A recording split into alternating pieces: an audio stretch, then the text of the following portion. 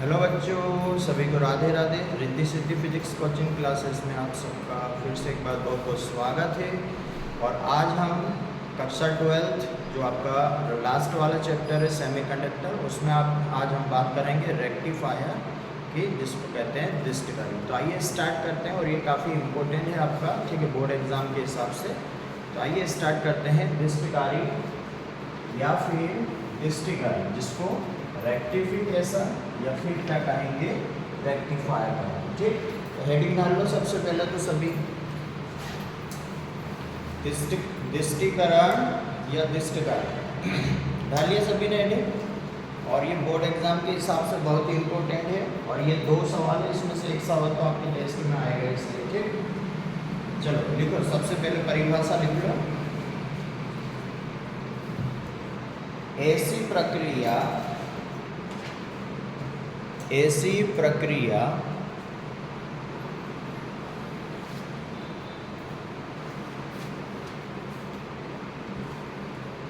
जिसमें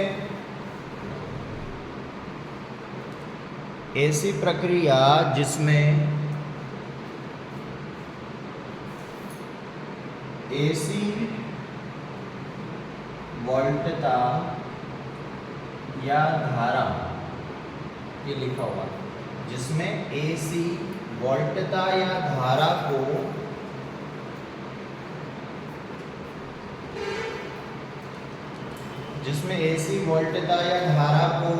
डीसी वोल्टता या धारा में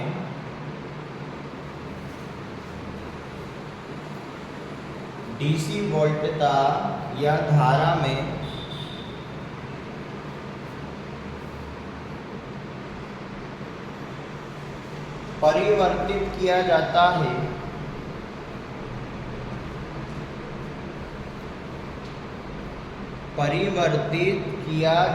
है,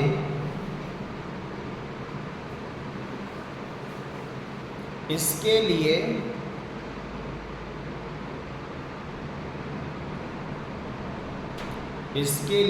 जिस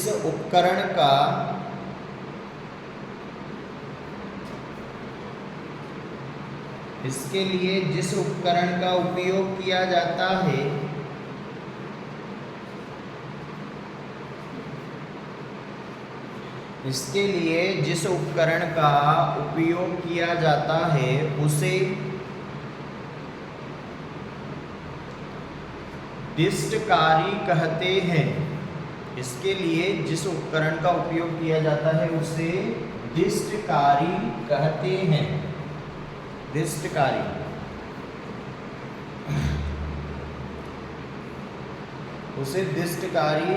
कहते हैं, ठीक। अब ध्यान से समझ लो, ये काफ़ी इम्पोर्टेंट है और बहुत इजी भी है ना। अगर आपको ये पता है कि पीएन संधि डायोड कब अग्र अभिनति में होता है, कब पश्च अभिनति में रहता है, तो आपके लिए इजी है बना। सबसे पहले डिस्टीकरण क्या है और एक डिस्टकारी क्या है, तो ध्यान से समझिएगा। 2 तरह के वोल्टेज होते हैं। हमारे घरों में जो वोल्टेज आता है वो कौन सा वोल्टेज होता है, एसी, जिसको इंग्लिश में कहते हैं अल्टरनेटिंग करंट। कौन, एसी का फुल फॉर्म क्या है, अल्टरनेटिंग करंट। और डीसी का फुल फॉर्म है डायरेक्ट करंट, ठीक है। तो आप कहीं पे भी एसी आए, ये पूरा एक चैप्टर भी है अपना, बाद में आएगा, अध्याय नंबर 7-8 में है। तो एसी का फुल फॉर्म है अल्टरनेटिंग करंट, और डीसी का फुल फॉर्म है डायरेक्ट करंट, जिसको हिंदी में कहते हैं प्रत्यावर्ती धारा, और इसको कहते हैं हम डिस्ट धारा। क्या कहते हैं इसको, डिस्ट धारा। तो अब जो आपके घरों में आती है वो कौन सी धारा होती है, एसी। और जो बैटरी, जो इन्वर्टर की जो बैटरी रहती है आपके, ठीक है, मोबाइल की जो बैटरी रहती है, उसमें जो धारा रहती है, उसमें जो वोल्टेज रहती है, वो कौन सी रहती है, डीसी। तो अब क्या होता है कि आपको ये तो पता है कि आपके मोबाइल के लिए जो चार्जिंग चाहिए वो डीसी चाहिए। कौन सा चाहिए, और हमारे प्लग में, हमारे घरों में आने वाला जो वोल्टेज धारा है वो कौन सी है, एसी है। तो आप एसी को काय में बदलना पड़ेगा, डीसी में। तो उसके लिए हम किसका उपयोग करेंगे, डिस्टकारी का। इसका मतलब जो डिस्टकारी होता है, डिस्टकारी एक उपकरण है, एक युक्ति है, जो एसी को काय में बदल देगा, डीसी में। आपका जो मोबाइल का चार्जर का जो एडेप्टर रहता है उसमें ये डिस्टकारी लगा हुआ रहता है, जो एसी को काय में बदल देता है, डीसी में। तो सिंपल सा अगर आपसे कोई पूछे कि भैया डिस्टीकरण क्या होता है, तो डिस्टीकरण जो है वो एक प्रक्रिया है, एक प्रोसेस है, ऐसी प्रक्रिया जिसमें एसी को काय में बदला जाता है, डीसी में। तो इस बदलने की जो प्रोसेस होती है, जो प्रक्रिया होती है, उसे कहते हैं डिस्टीकरण। और इसके लिए जिस उपकरण का आप उपयोग कर रहे हो उस उपकरण का क्या कहते हैं, डिस्टकारी। ठीक है, तो उपकरण का नाम रख दिया डिस्टकारी, और एसी को डीसी में बदलने की जो प्रोसेस है, जो प्रक्रिया है, उसे हम क्या कहते हैं, डिस्टीकरण कहते हैं। तो अगर आपसे कोई पूछे भैया ये डिस्टीकरण क्या होता है, तो डिस्टीकरण एक प्रक्रिया है जिसमें एसी वोल्टता या धारा को डीसी वोल्टता या धारा में परिवर्तित किया जाता है। और परिवर्तित करने के लिए कोई ना कोई उपकरण तो चाहिए ना। जैसे आपके मोबाइल चार्जर में कौन रहता है, वो चार्जर रहता है, एडेप्टर। ठीक है, वो लगा तो रहता है यूएसबी के साथ में। तो वो एडेप्टर क्या करता है, एसी को डीसी में बदलता है, क्योंकि उसके अंदर क्या रहता है, डिस्टकारी रहता है। तो ये आगे समझ में भैया डिस्टीकरण क्या होता है, एसी को डीसी में बदलने की जो प्रोसेस होती है उसी को डिस्टीकरण कहते हैं। और इसके लिए जिस उपकरण का उपयोग करेंगे उसका नाम क्या रख दिया गया, डिस्टकारी। अब डिस्टकारी दो प्रकार के होते हैं। कितने प्रकार के, दो प्रकार के। तो आप हेडिंग डालो डिस्टकारी के प्रकार। बहुत सिंपल टॉपिक है और बहुत खास है एग्जाम की दृष्टि से।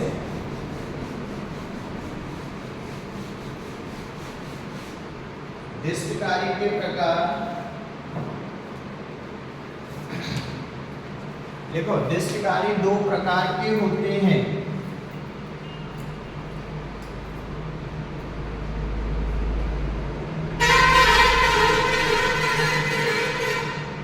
डिस्टकारी दो प्रकार के होते हैं।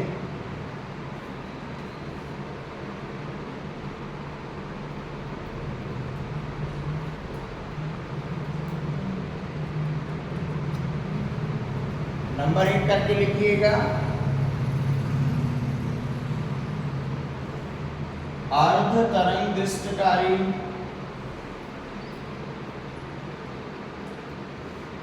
और नंबर दूसरा रहेगा पूर्ण तरंग डिस्टकारी।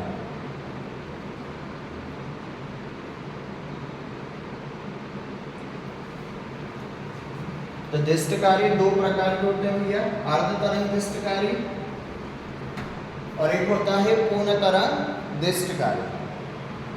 डिस्टकारी क्या है, एक उपकरण है जो एसी को काय में बदल दे, डीसी में। और एसी को डीसी में बदलने की जो प्रोसेस होती है, जो प्रक्रिया होती है, उसी को क्या कहते हैं, डिस्टीकरण।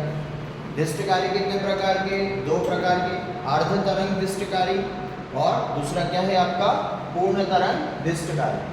आज हम किसके बारे में बात करेंगे, केवल अर्ध तरंग डिस्टकारी, और कल किसके बारे में, पूर्ण तरंग डिस्टकारी। उसके बाद अपना चैप्टर खत्म। उसके बाद एक दिन का गैप रहेगा, अगले दिन आपका टेस्ट रहेगा। ठीक, ये रहेगा। चलो अब वापस से अर्ध तरंग डिस्टकारी को पूरा डिटेल में पढ़ना है। ठीक, तो फिर से आप दोबारा हेडिंग डालिएगा, अर्ध तरंग डिस्टकारी।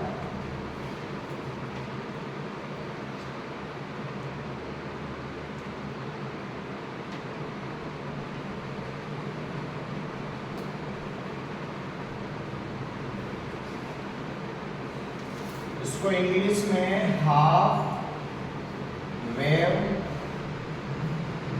रेक्टिफायर बोलते हैं।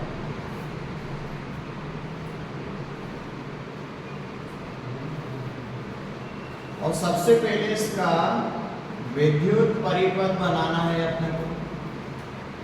अर्ध तरंग डिस्टकारी को विद्युत परिपथ बनाते हुए इसकी कार्यविधि को समझाइए, ऐसे क्वेश्चन आएगा। तो हेडिंग डाल दो अर्ध तरंग डिस्टकारी, और इसमें सबसे पहले हम क्या बनाने जा रहे हैं, विद्युत परिपथ। तो साफ सुथरा परिपथ होना चाहिए, एक नंबर का परिपथ यानी चित्र आता है आपका। ठीक है,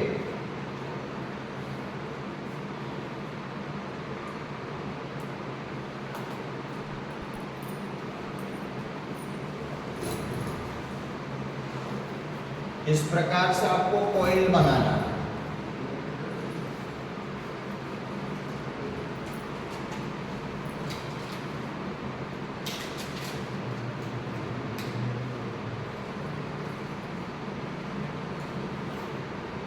और देखो ऐसी सीध में होना चाहिए ये, है ना, इसी सीध में ये वाला हो जाए, इसी सीध में ये वाला। देखो बनाते समय आपको ये ध्यान रखना है कि यहाँ पर ये जो फेरे है ना, ये इनको फेरे बोलते हैं, जैसे गोल गोल जो कोयल है, ये ज़्यादा होना चाहिए इधर, और इधर क्या होना चाहिए, कम। इधर कितना भी बना लो, लेकिन इसकी तुलना में इधर क्या होना चाहिए, कम होना चाहिए, ये आपको ध्यान रखना।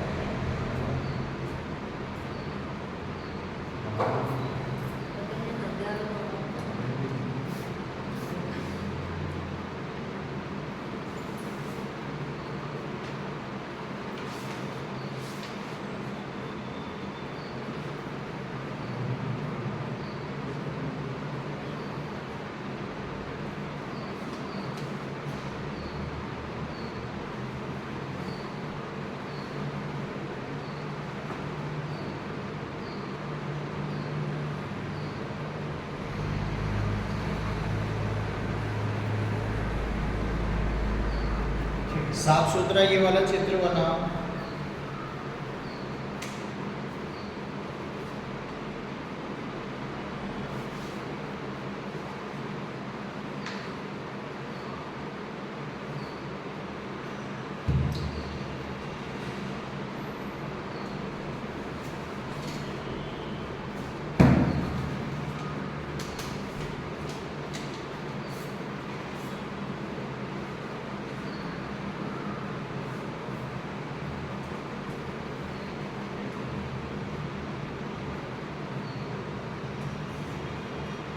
रबड़ लेके आया था,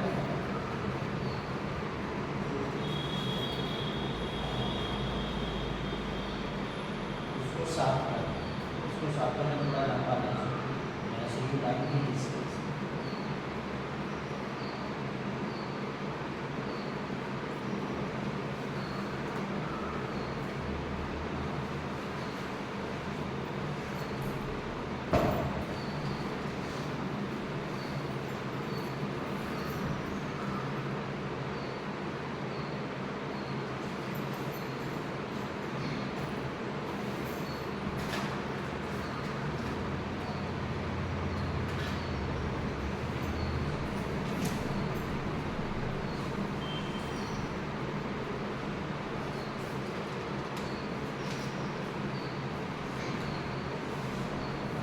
आज जल्दी से ये वाला हेडिंग डाल के विद्युत परिपथ और ये वाला चित्र बना लो।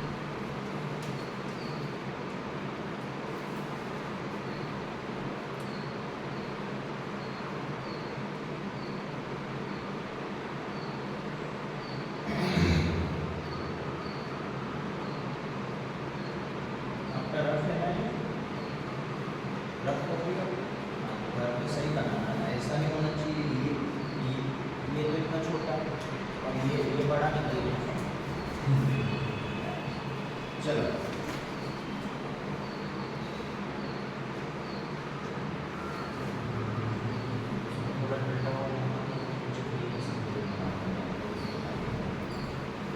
एक नंबर का चित्र अगली बार जब बनाए ये भी होना चाहिए, पास पास में होना चाहिए। मैंने कितने पास में रखा इसको देखो, है ना। इसमें फेरक की संख्या ज़्यादा होनी चाहिए, इसमें कम होनी चाहिए। ये प्रतिरोध हो गया, ये आपका पीएन समझी डायोड हो गया, ये यहाँ पे एसी दिया आपने और यहाँ पे आपको क्या मिल गया, डीसी मिल गया। दो एसी मिलेगा आपको डीसी, ठीक है। चित्र का नाम लिख देना नीचे, अर्ध तरंग दृष्टिकारी, ठीक। एक नंबर का चित्र हो जाएगा, बाकी 2 नंबर के आपको इसके बारे में वर्किंग करके लिखना है। करें स्टार्ट, चलो पहले चित्र के बारे में लिख लो। टी क्या है यहाँ पर है, डी क्या है, आर एल क्या है, ये अपन लिख देंगे, ठीक है। लिखिएगा चित्र में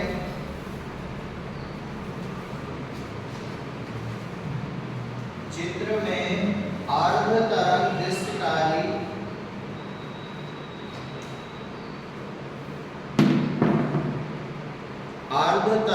दृष्टिकारी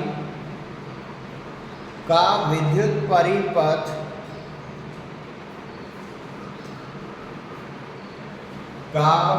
परिपथ दर्शाया गया है।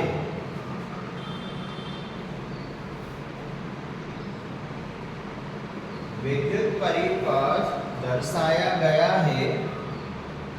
इसमें अपचाई ट्रांसफार्मर, ये लिखना अपचाई ट्रांसफार्मर कैपिटल टी, इसमें अपचाई transformer capital T,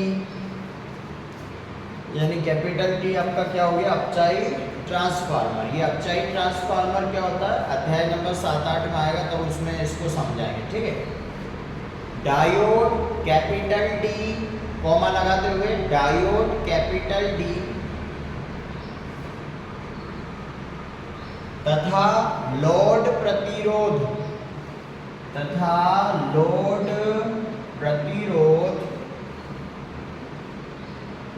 R L है, तथा लोड प्रतिरोध आर एल है।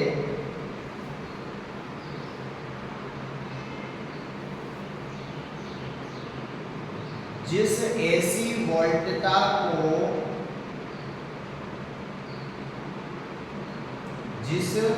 ये वाला लिखना कैपिटल में होना चाहिए, जिस एसी वोल्टता को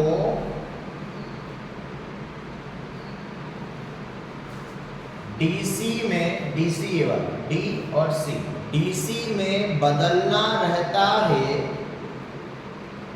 जिस एसी वोल्टता को डीसी में बदलना रहता है,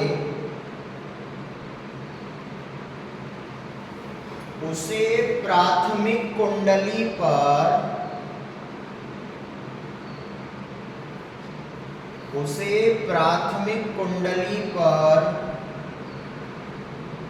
आरोपित किया जाता है। उसे प्राथमिक कुंडली पर आरोपित किया जाता है।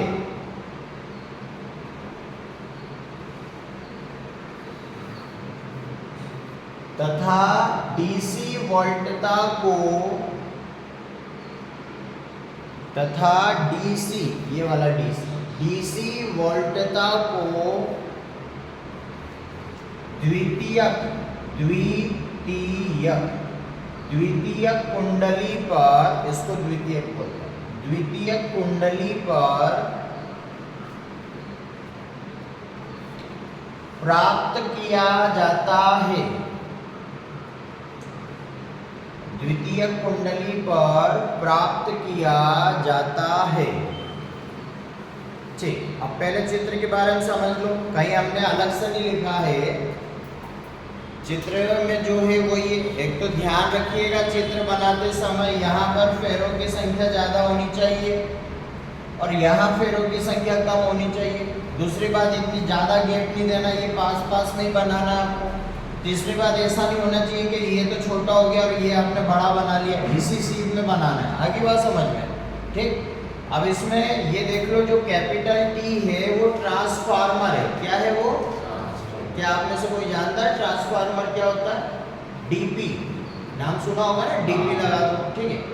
तो डीपी में, उसी डीपी को हम ट्रांसफार्मर कहते हैं। ये भी दो प्रकार के होते हैं, ये आगे जब चैप्टर आएगा, ठीक है, आगे हम जब पढ़ेंगे तब वहाँ पे समझाऊंगा। अभी यहाँ के हिसाब से केवल ये समझ लो कि ये टी जो है ये पूरा आपका ट्रांसफार्मर है। क्या है ये? ट्रांसफार्मर। ये ट्रांसफार्मर की प्राथमिक कुंडली, क्या है ये? प्राथमिक कुंडली, और इसको बोलते हैं द्वितीय कुंडली। क्या बोलते हैं इसको? अब प्राथमिक कुंडली पर हम क्या करते हैं कि जो जिसको आप बदलना चाहते हो, एसी को काय में बदलना, दिष्टकारी का काम होता है एसी वोल्टता को डीसी वोल्टता में परिवर्तित करना। तो जिसको भी आप बदलना चाहते हो उसे कहाँ पर लगाना है, कहाँ पर आरोपित करना है? ट्रांसफार्मर की प्राथमिक कुंडली पर लगाना। तो ये लगा दिया एसी वोल्टता, और एसी वोल्टता को इस वाले सिंबल से दर्शाते हैं। ये ध्यान रखना, कहीं पे ऐसे सिंबल दिख जाए आपको ये वाला, तो ये एसी वोल्टता को दर्शाता है। किसको दर्शाता है? एसी वोल्टता, या धारा बोल दो। वोल्टेज होगा तो धारा होगा अपने घरों में, ठीक। और कहीं पे ऐसे सिंबल दिख जाए बैटरी जैसा, तो ध्यान रखिएगा ये डीसी वोल्टता को दर्शाता है। किसको दर्शाता है? डीसी वोल्टता को। तो ये तो हो गया एसी और ये हो गया डीसी। एसी का ये वाला अंदर जो सिंबल है ये आपका साइन वक्र होता है, ऐसे वक्र होता है ये साइन वाला। तो इसमें से इसको हटा दिया और ये हटा दिया, तो ये देखो ये बन गया ना एस जैसा, और इसको इस गोले में बंद कर दिया। तो ये हो गया एसी वोल्टता और ये हो गया बैटरी वाला आपका डीसी वोल्टता। और दिष्टकारी क्या करता है? एसी को डीसी में परिवर्तित करता है। अब कैसे करता है? तो ये दो प्रकार के दिष्टकारी होते हैं। पहला हमने स्टार्ट किया अर्ध तरंग दिष्टकारी। तो इसमें हमने सबसे पहले टी, यानी ये आपका क्या है? ट्रांसफार्मर। लेकिन कैसा ट्रांसफार्मर है भैया? अपचाई ट्रांसफार्मर। कौन सा है? आप अपना जो बिजली घर होता है वहां पर 11,000 वोल्ट की बिजली रहती है। कितने की? और हमारे घर में जो बिजली आ रही है वो 220 वोल्ट की आ रही है। कितने की आ रही है?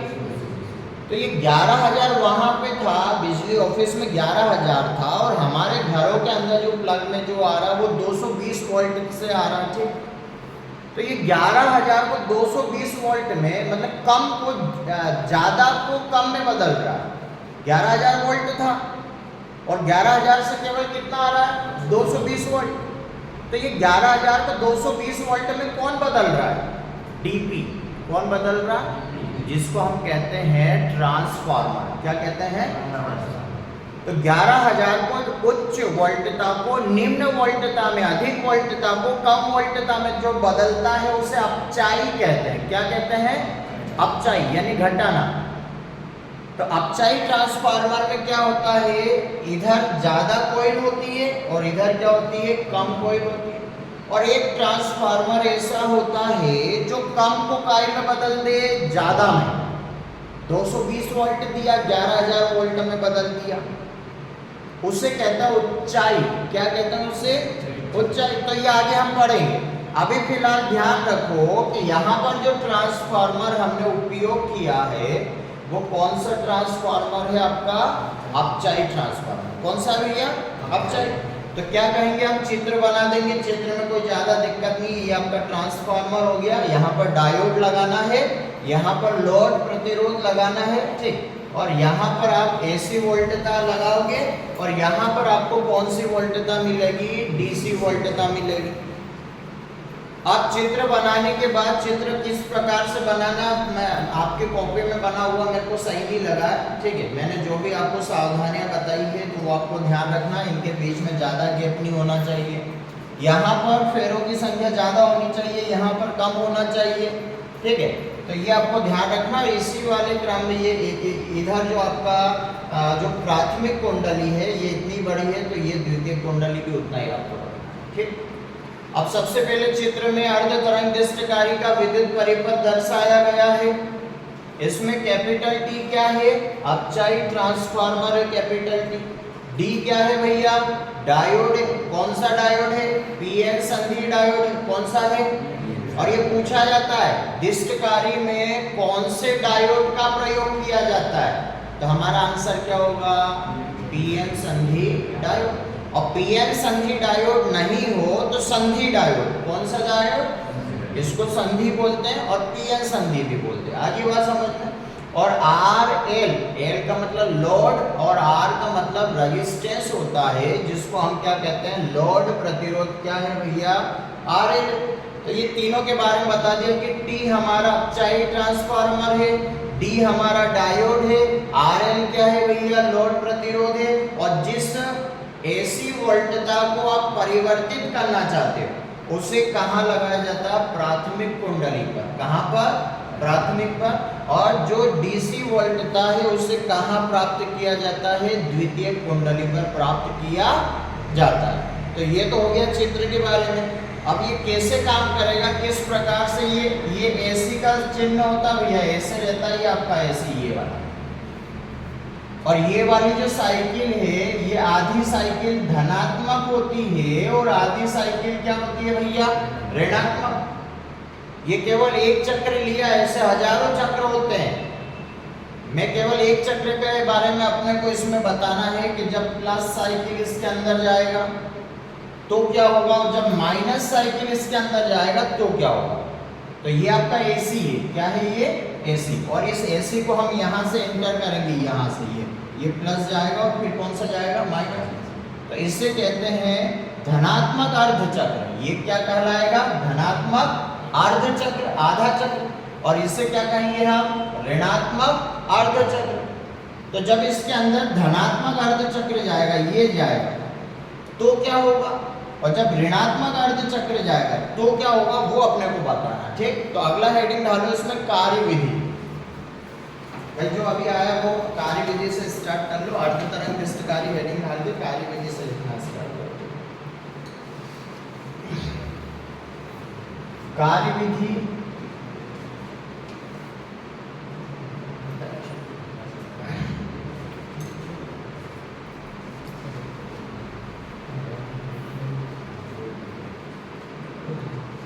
कार्यविधि हेडिंग डालिएगा सभी।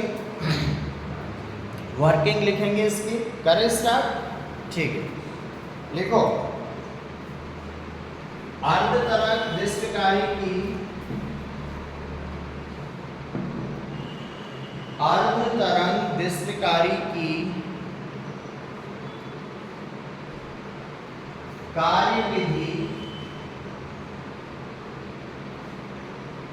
अर्ध तरंग दृष्टिकारी की कार्यविधि ऊपर चित्र में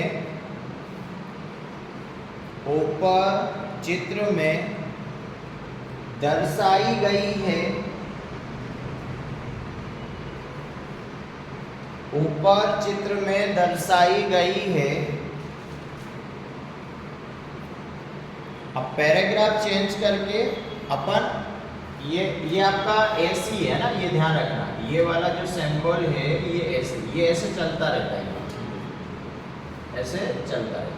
अपने को केवल एक चक्र लेना, प्लस और एक लेंगे हम माइनस। एक साइकिल के बारे में बात करेंगे। ये आपका कौन सा है? एसी वोल्ट का।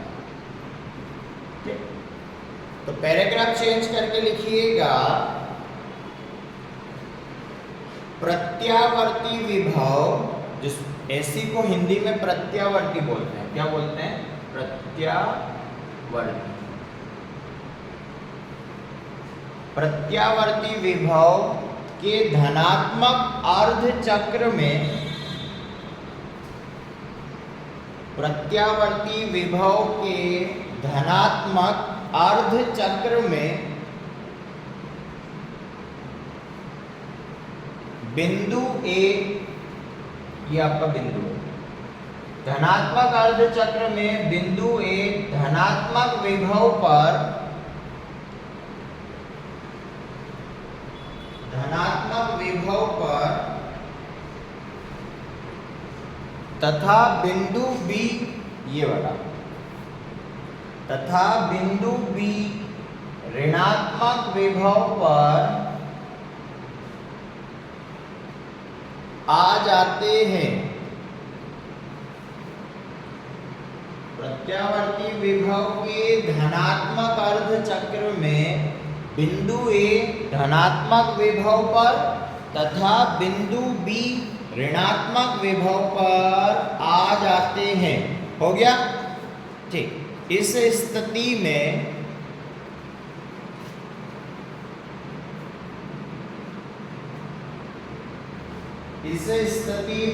Diode capital D, diode D अग्र अभिनति में होता है। इस स्थिति में डायोड कैपिटल D अग्र अभिनति में होता है, जिसके परिणाम स्वरूप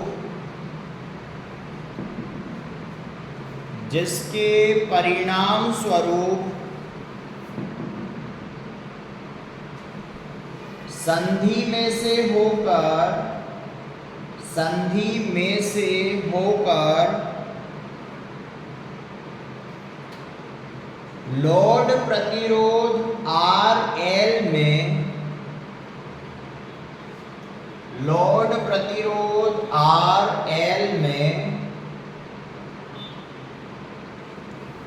X से Y की ओर, ये लिखा हुआ X और ये X से Y की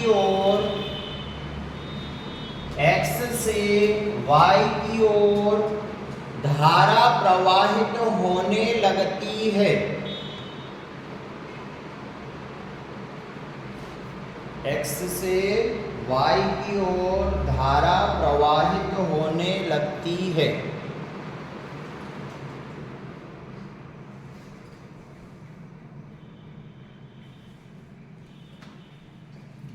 ठीक है, X से Y की ओर धारा प्रवाहित होने लगती है। तो ये आधा चक्र हो गया। पहले इसके बारे में समझ लो आप, ठीक है, उसके बाद लिखना। ठीक, सभी ध्यान से समझना कि मैं ऐसे कई सारे चक्र हैं, मैं केवल एक चक्र की बात कर रहा हूँ। ये एक चक्र में दो साइकिल होती है, एक तो धनात्मक अर्ध चक्र होता है और एक और नीचे वाली कौन सी साइकिल होती है, ऋणात्मक अर्ध चक्र होता है। तो जैसे ही हम क्या करेंगे, इस AC वोल्टता का, इसको AC वोल्टता बोलते हैं। क्या बोलते हैं? तो जब AC वोल्टता का कौन सा चक्र इसके अंदर जाएगा, धनात्मक अर्ध चक्र, तो हम क्या कहेंगे कि AC को हिंदी में क्या बोलते हैं, प्रत्यावर्ती विभव। क्या बोलेंगे? हाँ, या तो AC बोल दो, AC विभव, और AC विभव ना बोले तो हम क्या बोलेंगे, प्रत्यावर्ती विभव। तो प्रत्यावर्ती विभव के पहले कौन सा चक्र जाएगा, पॉजिटिव, और उसके बाद कौन सा जाएगा, नेगेटिव। तो हम कहेंगे कि प्रत्यावर्ती विभव के धनात्मक अर्ध चक्र में, कौन सा अर्ध चक्र में, धनात्मक अर्ध चक्र। अब जैसे ही इसके अंदर सबसे पहले कौन सा जाएगा, धनात्मक, और वो भी आधा चक्र जाएगा। तो प्रत्यावर्ती विभव के धनात्मक अर्ध चक्र में जैसे ये प्लस गया, तो ये जो बिंदु A है इसके ऊपर कौन सा विभव आ जाएगा, प्लस विभव, धनात्मक विभव, और इसके सापेक्ष इसके ऊपर कौन सा विभव आ जाएगा, ऋणात्मक विभव। तो अच्छा, यहाँ पर धनात्मक विभव क्यों आया, क्योंकि आपका जो पहला चक्र था आधा, वो कौन सा था, धनात्मक, इसलिए यहाँ पर क्या आ गया, धनात्मक। अब इसके बाद अगला जब कौन सा जाएगा, ऋणात्मक अर्ध चक्र जाएगा, तो बिंदु A पर कौन सा विभव आ जाएगा, ऋणात्मक। तो जब हमने पहला धनात्मक अर्ध चक्र दिया तो यहाँ प्लस हो गया और यहाँ प्लस हो गया, तो यहाँ क्या हो जाएगा, माइनस। और जैसे इसके अंदर माइनस वाला चक्र जाएगा तो ये काय पे आ जाएगा, माइनस, और ये माइनस पे आ जाएगा तो ये काय पे हो जाएगा, प्लस पे। ठीक, तो अपन पहले केवल आधे चक्र की बात कर रहे हैं कि प्रत्यावर्ती विभव, या फिर आप क्या बोलोगे, AC विभव के धनात्मक अर्ध चक्र में जो बिंदु A है वो धनात्मक विभव पर तथा बिंदु B ऋणात्मक विभव पर हो जाता है। तो ये बात आगे सभी को समझ में कि बिंदु A पर प्लस क्यों आया, क्योंकि आपका जो पहला चक्र गया आधा चक्र वो कैसा था, पॉजिटिव था। ठीक, अब उसके बाद क्या होगा याद करो, मैंने आपको अग्र अभिनति और पक्ष अभिनति पढ़ाया था। तो यहाँ देखो ये आपका पीएन संधि डायोड है और यहाँ कहीं लिखा हुआ नहीं है कि पी कहाँ है एन कहाँ, लेकिन आपको पता होना चाहिए कि ये वाला जो है ये पी होता है और आगे वाला ये वाला सिरा क्या होता है, एन होता है। अब ये बताओ कि यहाँ पी को क्या मिल गया, पी को क्या मिल गया, पॉजिटिव। और अगर पी को पॉजिटिव मिल गया तो ये बताओ ये अग्र अभिनति में होगा या पक्ष अभिनति में होगा, बताओ। अग्र में होगा, पी को पॉजिटिव मिल गया ना, याद रखो ना, पी को पॉजिटिव मिल गया तो काय में, अग्र में। और अगर पी को पॉजिटिव नहीं मिला तो काय में, पक्ष में। ये दो ही तो है, ठीक है। तो अब क्या होगा, इस स्थिति में ये जो आपका डायोड है कैपिटल डी, ये कौन से अभिनति में होगा, ये होगा आपका अग्र अभिनति में। कौन से अभिनति में, और ऐसा माना जाता है कि अग्र अभिनति में ही सबसे ज्यादा धारा प्रवाहित होती है, इसलिए अग्र अभिनति में ही धारा का प्रवाह हम मानेंगे। तो जैसे ही अग्र अभिनति में हो जाएगा तो इसमें से होकर, इसके संधि में से होकर एक धारा निकलेगी और ये धारा निकलेगी तो ये धारा काय में जाएगी, लोड प्रतिरोध में। और किधर से किधर की ओर जाएगी, एक्स से किधर की ओर जाएगी, वाई की ओर जाएगी। ठीक है, अब इस पूरे चक्र को जो मैंने समझा इसको वापस से मैं रिपीट करने जा रहा हूँ। ठीक है, कि कार्य विधि में सबसे पहले हम लिख देंगे कि अर्ध तरंग दिष्ट कार्य की कार्य विधि ऊपर चित्र में दर्शाई गई है, जो अपन ने ऊपर चित्र बनाया वही है। ठीक, जब प्रत्यावर्ती विभव का धनात्मक अर्ध चक्र आरोपित किया जाता है, ठीक है, यह लगाया जाता है, तो बिंदु ए किस कौन से विभव पर, धनात्मक विभव पर, और बिंदु बी कौन से विभव पर, ऋणात्मक विभव पर हो जाता है। अब इस स्थिति में आपको सोचना है फिर कि देखो अब पी को क्या मिल गया भैया, पॉजिटिव। तो हम क्या कहेंगे कि इस स्थिति में जो डायोड है वो कौन से अभिनति में होता है, अग्र अभिनति में। और अग्र अभिनति में होने के कारण इसके परिणाम स्वरूप इसकी संधि में से होकर, डायोड की संधि में से होकर एक धारा प्रवाहित होगी, जो कि किस में जाएगी, लोड प्रतिरोध में। और किधर से किधर की ओर जाएगी, एक्स से वाई की ओर क्या होने लगती है, प्रवाहित होने लगती है। तो ये तो काम हो गया भैया आपका धनात्मक अर्ध चक्र का, जिसमें ये कौन सी अभिनति में था, अग्र में। अब किसकी बात करना है अपने को, ऋणात्मक अर्ध चक्र की। तो पैराग्राफ चेंज करके लिखिएगा, प्रत्यावर्ती विभव के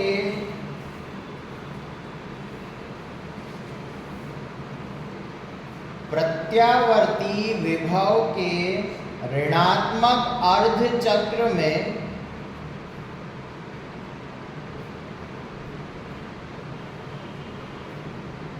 प्रत्यावर्ती विभव के ऋणात्मक अर्ध चक्र में बिंदु बी,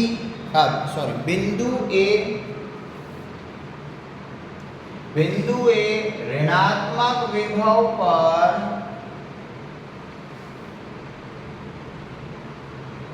तथा बिंदु बी, बिंदु ए ऋणात्मक विभव पर तथा बिंदु बी धनात्मक विभव पर, धनात्मक विभव पर हो जाते हैं।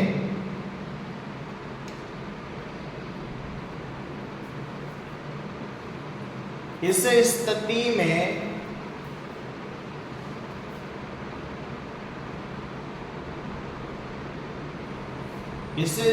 में diode capital D, diode D पक्ष अभिनति में होता है,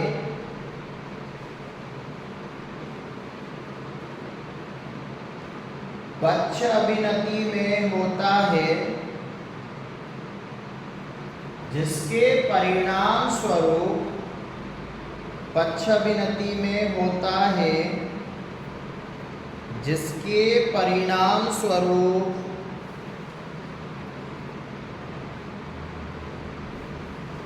संधि में से कोई धारा प्रवाहित नहीं होती है, जिसके परिणाम स्वरूप संधि में से कोई धारा प्रवाहित नहीं होती है।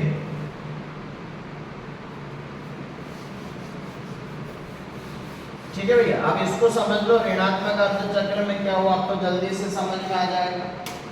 जैसे ही प्रत्यावर्ती विभव का ऋणात्मक अर्धचक्र की हम बात करेंगे, तो अब यहाँ पर धनात्मक की जगह क्या आरोपित किया जाएगा? ऋणात्मक अर्धचक्र, ये वाला।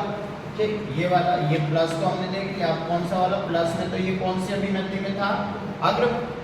तो प्रत्यावर्ती विभव के ऋणात्मक अर्धचक्र में जो बिंदु ए है, इस पर कौन सा विभव आ जाएगा? ऋणात्मक विभव। और बिंदु बी पर कौन सा विभव आ जाएगा? धनात्मक विभव हो जाता है। फिर आप देखो पी को अब क्या मिल गया भैया? पी को क्या मिल गया? नेगेटिव। अब बताओ कौन से अभिनति में होगा? पक्ष अभिनति में। तो हम डायरेक्ट ऐसे लिख देंगे कि प्रत्यावर्ती विभव के ऋणात्मक अर्धचक्र में बिंदु ए पर ऋणात्मक विभव हो जाता है और जो बिंदु बी है उस पर धनात्मक विभव हो जाता है। इस स्थिति में जो डायोड है वो कौन सी अभिनति में होता है? पक्ष अभिनति में होता है। और पक्ष अभिनति में भैया कोई धारा प्रवाहित नहीं होगी, वो होती है बहुत ही कम, माइक्रो एम्पियर होती है, वो उसको ना के बराबर मानेंगे। अग्र में इसमें धारा प्रवाहित होगी, पक्ष में इसमें कोई धारा प्रवाहित नहीं होगी। तो इसके परिणाम स्वरूप पक्ष अभिनति में होता है, इसके परिणाम स्वरूप संधि में से होकर कोई धारा प्रवाहित नहीं होगी। तो हमने क्या देखा कि जब धनात्मक अर्धचक्र आरोपित किया जाता है तो डायोड कौन से अभिनति में होता है? अग्र में। और इसके परिणाम स्वरूप संधि में से एक धारा प्रवाहित होने लगती है। और जब ऋणात्मक अर्धचक्र आरोपित किया जाता है तो डायोड कौन सी अभिनति में होता भैया? पक्ष अभिनति में। इसमें कोई धारा प्रवाहित नहीं होती, मतलब आई बराबर क्या हो गया? 0। तो आपने क्या देखा कि प्रत्यावर्ती विभव के एक चक्र में, कितने चक्र में? एक चक्र में। एक चक्र में दो आधे चक्र होते हैं, एक तो धनात्मक होता है और एक और क्या होता है? ऋणात्मक। दोनों मिलकर ये कितना चक्र हुआ? एक। तो प्रत्यावर्ती विभव के एक चक्र में आपने क्या देखा कि धनात्मक अर्धचक्र में धारा क्या हो रही है? प्रवाहित हो रही है। लेकिन ऋणात्मक अर्धचक्र में धारा प्रवाहित नहीं हो रही है, आधे में हो रही है, आधे में नहीं हो रही। इसका मतलब ये आधे को तो काय में बदल रहा है? डीसी में बदल रहा है, लेकिन आधे को डीसी में नहीं बदल रहा है। इसीलिए इस दिष्टकारी का नाम क्या रखा गया? अर्ध तरंग दिष्टकारी। आई बात समझ में? अर्ध तरंग मतलब आधी तरंग को तो ये डीसी में बदल देगा, लेकिन आधी तरंग को ये डीसी में नहीं बदलेगा। तो ये भी लिखना पड़ेगा, पैराग्राफ चेंज करके लिखो। इस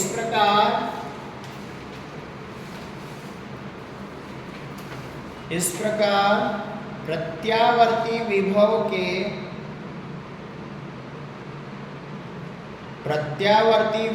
के धनात्मक अर्धचक्र में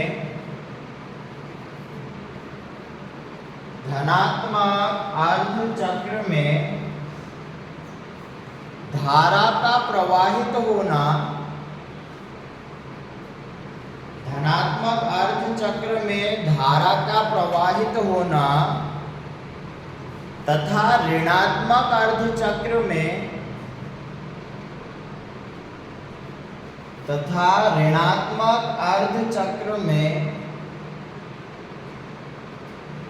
धारा का प्रवाहित नहीं होना, धारा का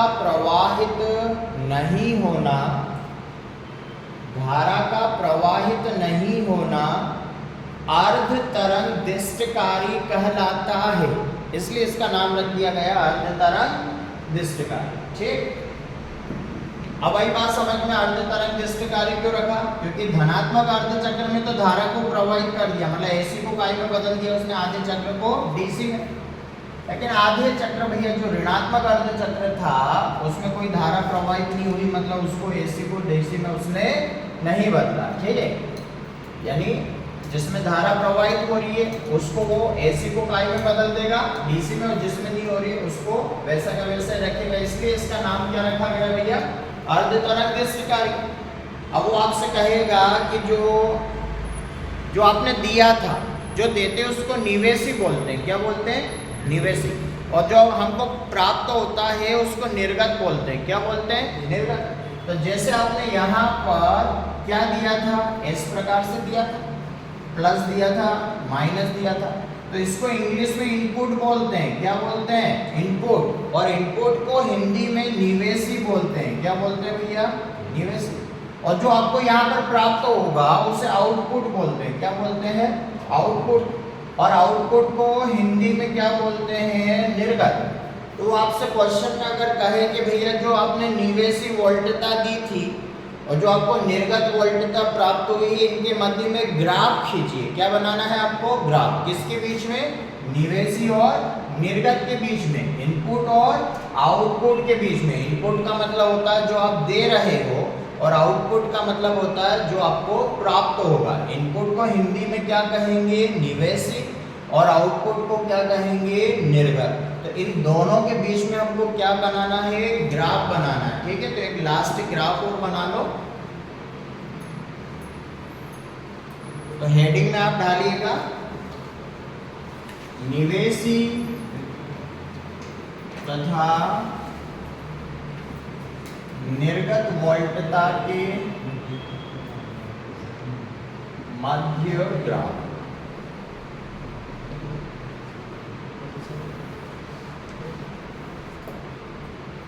एक लाइन ऐसे पूरी खींच के पेंसिल से इसको यहाँ से आधा करना है ना। एक ही सीन में दो लाइन हो जाएगी आधी आधी। यहाँ तीर का निशान, यहाँ तीर का निशान, ये आपका निवेशी वोल्टता, और यहाँ पर आप रखेंगे निर्गत वोल्टता। सेम लंबाई की, जितनी ये वाली लंबाई है उतनी ही लंबाई की है। दो लाइनें आपको यहाँ पर खींचना है, और यहाँ पर आपको इस प्रकार से आपको प्रत्यावर्ती वोल्टता बनाना है। ये प्लस का, ये माइनस, ये प्लस, ये माइनस, ये प्लस, ये माइनस। ठीक। फिर आधे आधे चक्र के लिए थोड़ा सा हल्की हल्की लाइन से अभी इस प्रकार सीमा बना लेना, ताकि आपको पता लग जाए कि प्लस कहाँ से स्टार्ट हो रहा है और कहाँ पे खत्म हो रहा है। तो आधे आधे चक्र से हमने ये प्लस बना लिया। अब प्लस में धारा प्रवाहित हुई थी तो ये हमने धारा प्रवाहित कर दी। माइनस में कोई धारा प्रवाहित नहीं हुई तो यहाँ पर कोई धारा प्रवाहित नहीं होगी। फिर प्लस में धारा प्रवाहित हुई थी तो फिर से हमने ये बना दिया। फिर माइनस में कोई धारा प्रवाहित नहीं हुई तो माइनस के लिए धारा का मान 0 कर दिया। फिर प्लस में धारा प्रवाहित हुई थी तो ये धारा बना दी, और माइनस में कोई धारा नहीं हुई तो ये होगा।